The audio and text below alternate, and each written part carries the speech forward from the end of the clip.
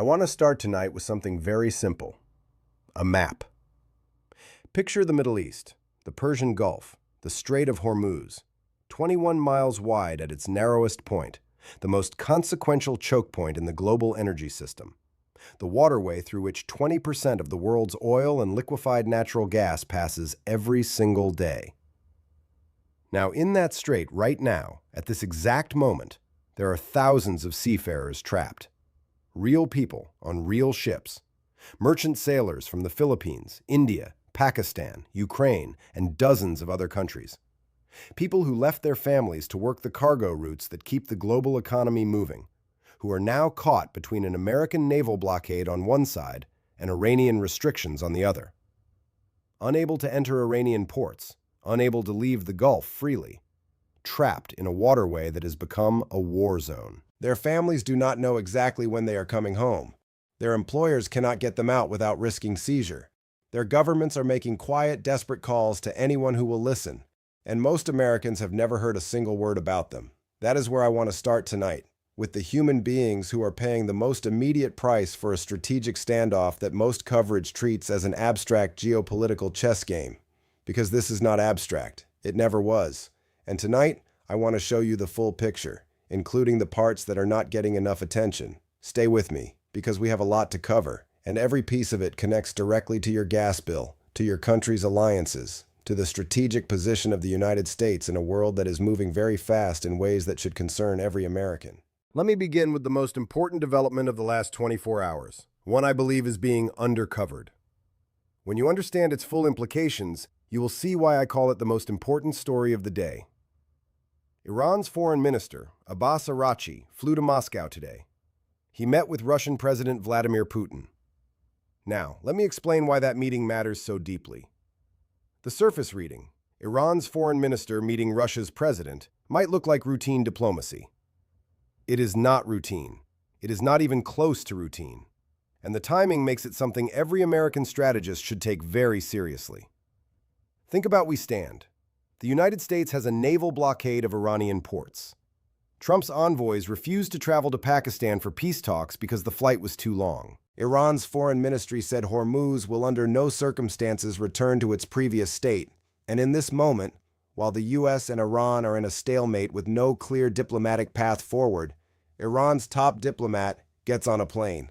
Not to Islamabad, not to Oman, not to any neutral mediating country, to Moscow. Now let me tell you what Russia gains from Iran's isolation, because this is the strategic logic most coverage misses. Russia is under its own American and Western sanctions.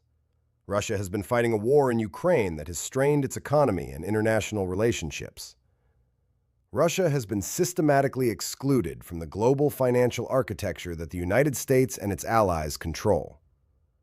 And Russia has been watching the Iran war with enormous interest, not because it loves Iran, but because every month America is consumed in the Middle East is a month America is not focusing on Ukraine, on NATO's eastern flank, or on the Pacific.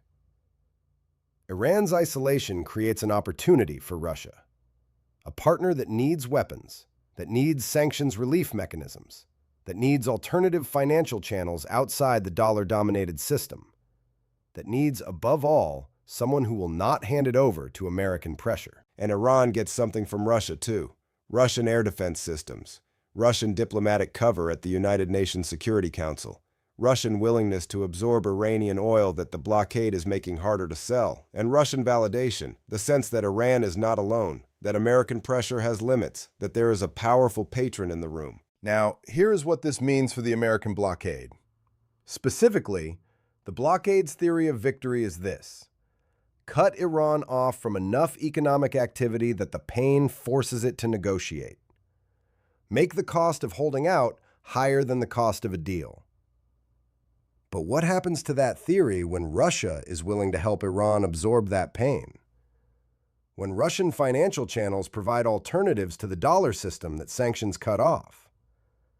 When Russian diplomatic cover prevents the kind of international isolation that makes sanctions maximally effective? When Russian weapons shore up Iran's military capability during the standoff? The blockade becomes less effective. Not immediately, not completely, but meaningfully. And a blockade that is less effective is a blockade that costs Americans $4.11 at the pump for less result. Now, I want to connect this to something else that happened today because it is directly related. British Prime Minister Keir Starmer called Donald Trump on Sunday, and what Starmer said to Trump in the readout from Downing Street deserves your full attention.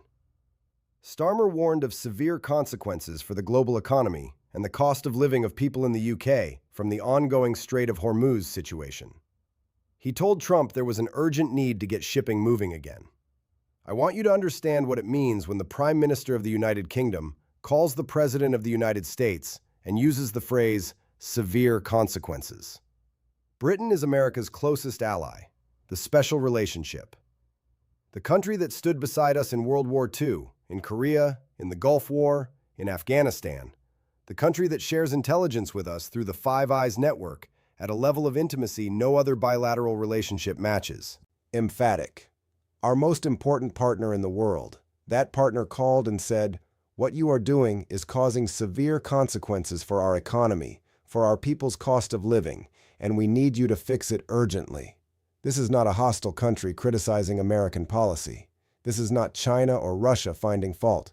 This is Britain, our oldest friend, using the language of urgent warning. And here is the context that makes Starmer's call even more significant. Britain is on Trump's NATO naughty list. Britain declined to join the Iran blockade. Britain and France built a 30-nation counter-coalition to reopen the strait through diplomacy rather than military force.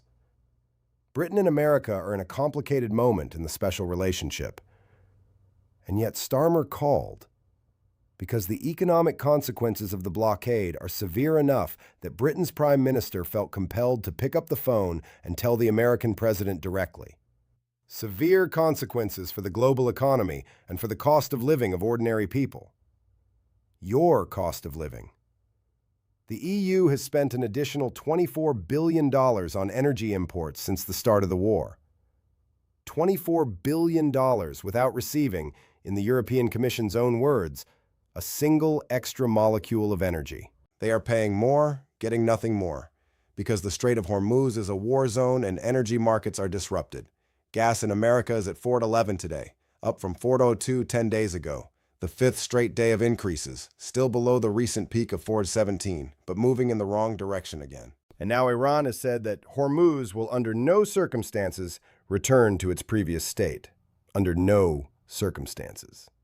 Let me explain why those three words matter so much.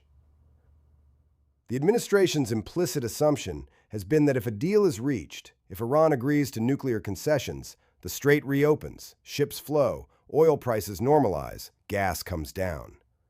The economic pain the American public is feeling becomes temporary, tied to the negotiations, ending when the negotiations end.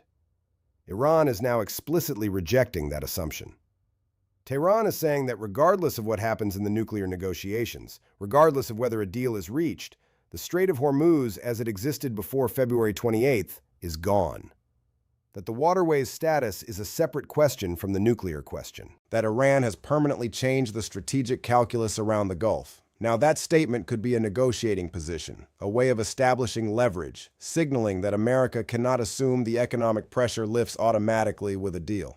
I have seen that kind of positioning in negotiations before. It is possible that under no circumstances is Iran's opening bid on the Hormuz question rather than its final answer.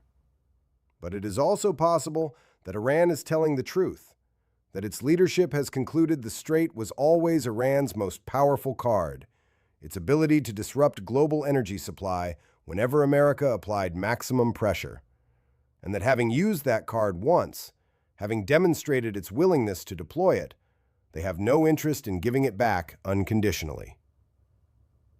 If that is the case, if Hormuz does not return to its previous state even after a nuclear deal, then the economic timeline I have described before becomes even longer. Gas stays elevated not for months after a deal, but potentially permanently above where it was before February 28th. Oil traders are already pricing that in. Futures contracts show Brent crude hovering between $86 and $90 a barrel in the final quarter of the year. Even in the most optimistic scenario, where a deal is reached soon, even if mines are cleared in 6 months, the market does not expect oil to return to pre-war levels this year. And Citi, one of the world's largest investment banks, has raised its Brent price outlook for the remainder of 2026. Their base case is $80 a barrel in the fourth quarter, up significantly from $73 where it was trading on February 27th, the day before the bombs started falling. Now let me talk about Lebanon, because I have been discussing Lebanon for 2 weeks, and the situation there keeps getting worse. I think Americans deserve to have it in front of them clearly and repeatedly until it becomes part of how they understand this war. 2,559 people have been killed by Israeli strikes in Lebanon since March 2nd. 2,559. More than 7,700 people have been wounded. The ceasefire announced on April 16th, the one Trump called a great success, has produced 47 additional deaths since it took effect. 47 people killed after the ceasefire was announced, including 2 children killed Sunday, making it the deadliest day since the ceasefire began. And Israeli Prime Minister Netanyahu and Hezbollah are both escalating. Israel continuing strikes in southern Lebanon, Hezbollah launching rockets and drones. The ceasefire is in name only. It is a ceasefire that keeps producing casualties every day. Now, I said earlier this week that I would keep bringing Lebanon back because I believe the human cost of this war in Lebanon is being systematically underreported relative to its scale. So let me do that again tonight. 2,559 people killed by strikes since March 2nd. 1 million Lebanese displaced in a country of 7 million. 14% of the entire population. Villages systematically razed. Over 1,400 buildings destroyed based on verified satellite imagery. A UNESCO-protected religious site bulldozed, and a ceasefire that produces casualties every single day, including 2 children on Sunday. That is the Lebanon dimension of this war. That is what is happening in parallel to the nuclear negotiations, the blockade, the Araghchi-Putin meeting, the Starmer call, all simultaneously, all connected, all consequences of February 28th. Now let me tell you about the trapped seafarers, because I promised at the beginning of tonight that I would return to them, and I intend to keep that promise. The International Maritime Organization, the UN body that governs global shipping, has been receiving urgent communications from seafarers trapped in the Gulf. Merchant sailors, working people from countries across the developing world, mostly people who took jobs on cargo ships because the pay is better than what is available at home. They are now caught between 2 naval blockades, unable to enter Iranian ports under American interdiction, unable to leave the Gulf freely because of Iranian restrictions, sitting on ships in a war zone, waiting. The IMO has called for a humanitarian corridor, for safe passage guarantees for merchant vessels and their crews. The International Chamber of Shipping has made the same call. Neither the United States nor Iran has formally agreed to a guaranteed corridor. These are not combatants. They are not military personnel. They are not diplomats or officials or people who chose to be in this conflict. They are workers who left their families, who are doing a job, and who are now trapped in a war that started while they were at sea. Now, I want to do something tonight that I think is important. I want to put all of tonight's stories together and give you the honest, strategic picture, because I think you deserve to see it clearly.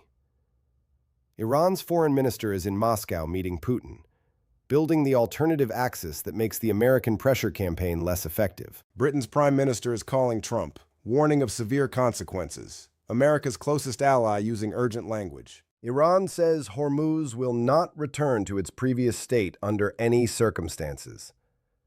The assumption that a deal ends the gas crisis is gone. Oil markets are pricing Brent at $80 to $90 through the end of the year. Gas is at $4.11 and rising again. 2,559 people are dead in Lebanon, with the ceasefire producing casualties daily. Thousands of seafarers are trapped in the Gulf with no humanitarian corridor agreement. And Trump's envoys will not fly to Pakistan because the flight is too long. That is the picture. That is all of it together. And here is what I want to say about that picture, honestly. I have been watching and participating in American foreign policy for 50 years. I have seen America in difficult situations. I have seen us overextended. I have seen us make mistakes. I have seen the gap between intention and outcome grow in ways that were painful to watch. I dealt with my own version of it in Somalia and in the early days of Bosnia. What I am watching now has a specific quality that I want to name directly. It is the quality of a situation that has lost its theory of resolution. A theory of resolution is simple. It is the answer to the question, how does this end? Not who wins and who loses, not what the final deal looks like, but what is the sequence of events that takes us from where we are to a place where the shooting stops, the ships flow, the gas prices come down, and the troops come home. In Kosovo in 1999, I had a theory of resolution.